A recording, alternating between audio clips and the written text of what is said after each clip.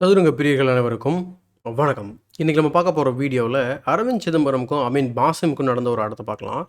இந்த ஆட்டம் வந்து பார்த்தீங்கன்னாக்கா, பிரெஞ்ச் டீம் சாம்பியன்ஷிப்ல வந்து நடந்திருக்கு. இது வந்து 16 டீம் விளையாடக்கூடிய ஒரு டீம் செஸ் சாம்பியன்ஷிப்பா வந்து நடத்தியிருக்காங்க.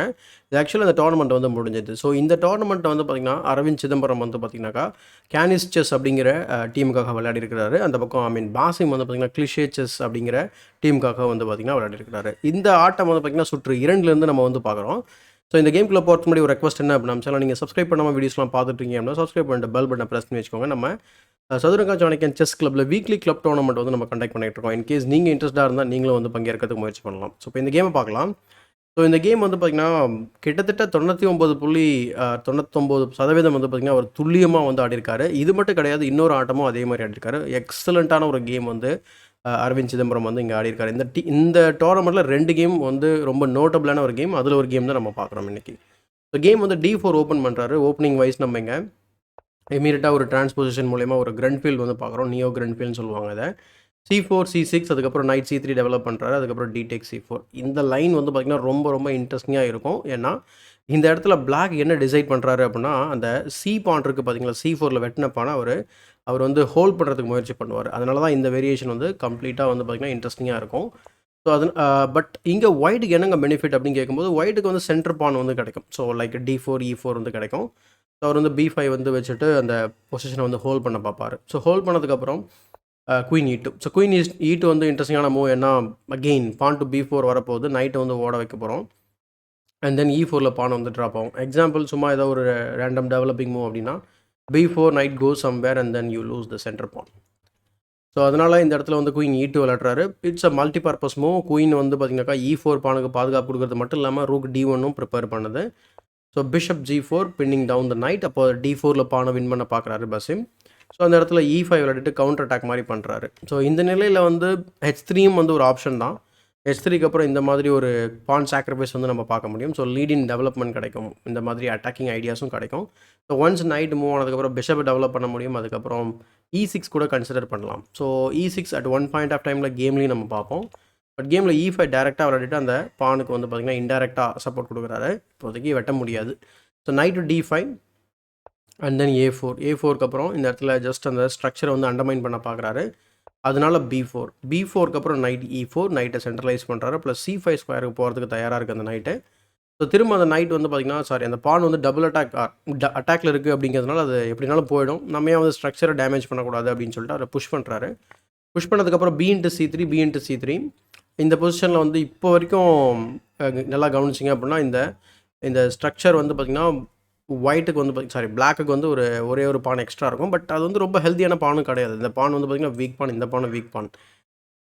ஒயிட்டுக்கு ஒரு பான் மட்டும் ஐசோலேட்டடாக இருக்குது. பட் ஆனால் அவருக்கு இருக்கக்கூடிய அட்வான்டேஜ் என்ன அப்படின்னு நம்ம பார்க்கும்போது, இந்த 2 சென்ட்ரல் பான் அவரோட அட்வான்டேஜ், ப்ளஸ் அவருடைய பீஸ் பிளேஸ்மெண்ட் அவரோட அட்வான்டேஜ்.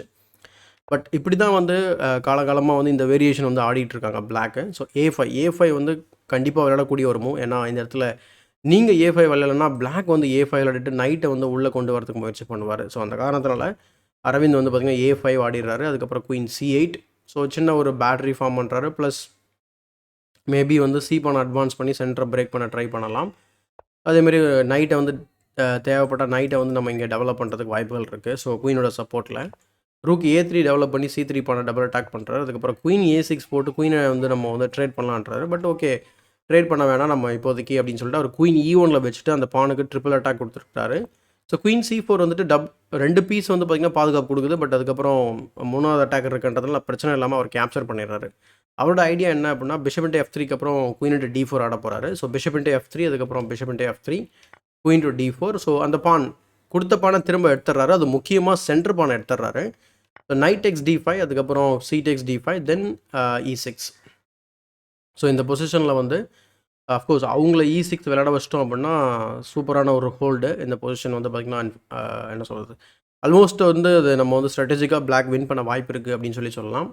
ஒன்லி மூவ் நம்மளோட அட்வான்டேஜை வந்து கீப் அப் பண்ணுறதுக்கு. So E6 just damaging the pawn structure.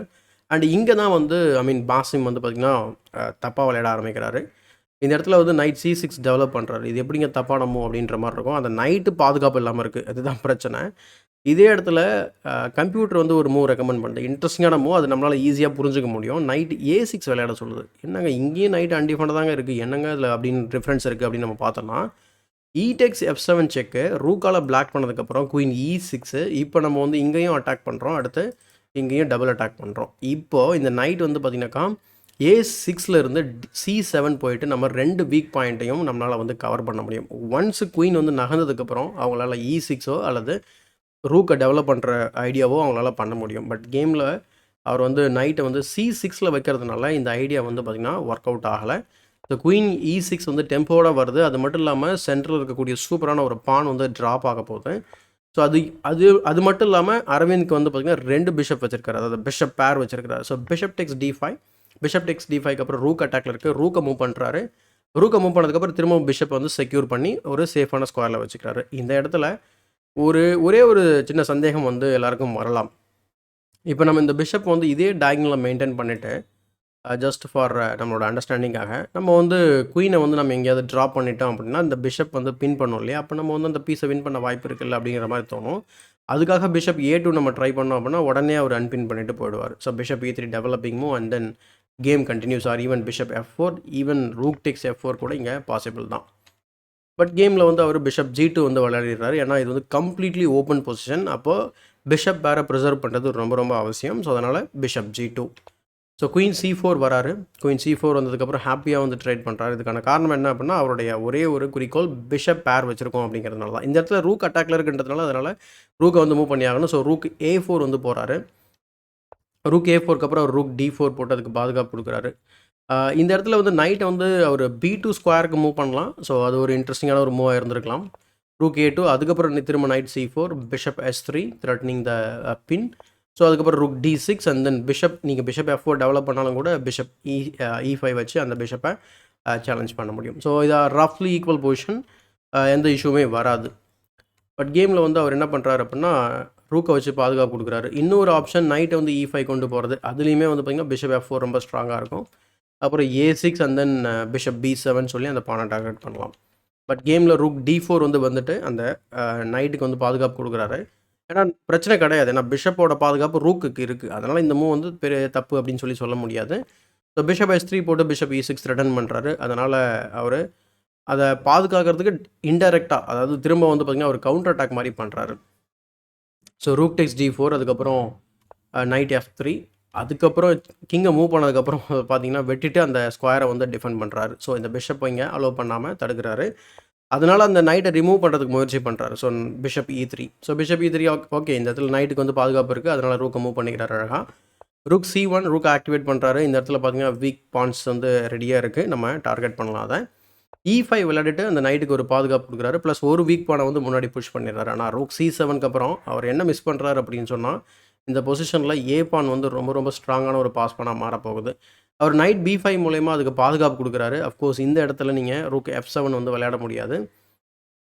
காரணம் என்ன அப்படின்னா நீங்கள் ரூக் C8 செக் ரொம்ப ஸ்ட்ராங்காக இருக்கும். ரூக் F8 நீங்கள் விளையாடுனதுக்கப்புறம் இந்த பொசிஷனில் நம்ம என்ன பண்ணலாம் அப்படின்னா ரூக் டு C5 வந்து விளையாட முடியும்.